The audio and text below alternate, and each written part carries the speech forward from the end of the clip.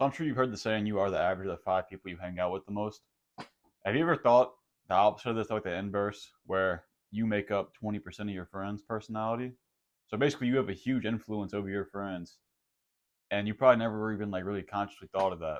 The way you act with your friends is gonna shape and shift their personality and their behaviors and things like that. So, for an example for you, whenever I was in high school, me and all of my friends used to all make fun of each other and kind of make fun of other people too, not to their face or anything, like sometimes, but we were that kind of crowd, and I was never originally like that, and a lot of them weren't either. But it kind of just doing it with each other so much, it like the repetition makes it turn into you.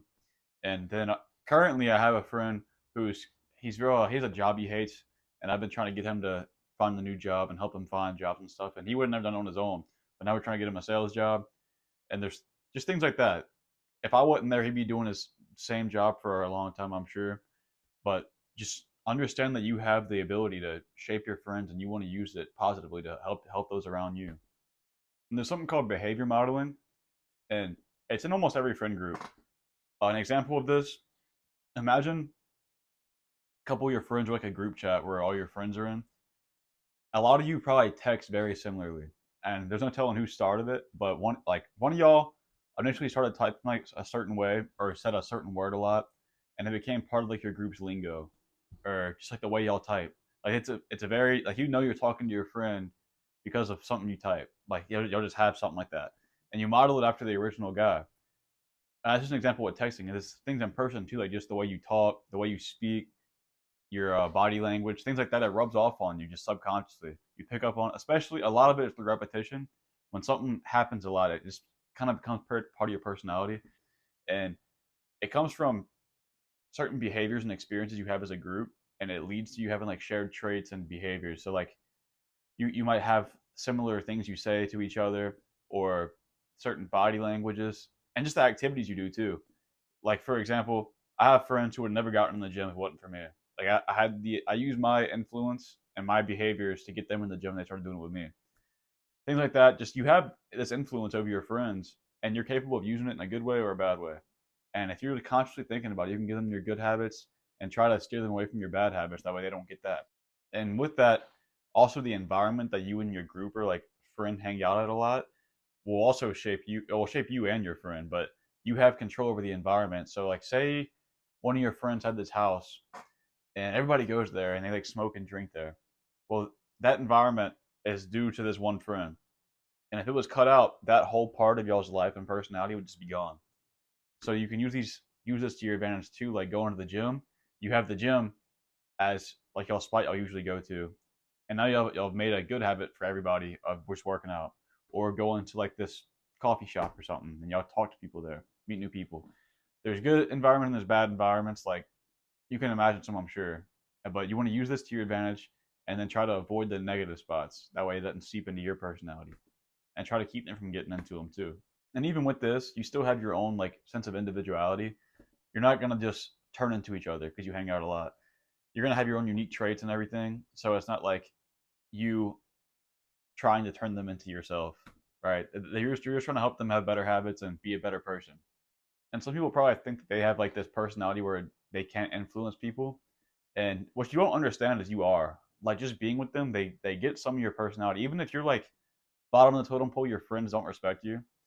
They're still gonna have something coming from you just from you hanging around them. Like they might start acting more weird if you're weird.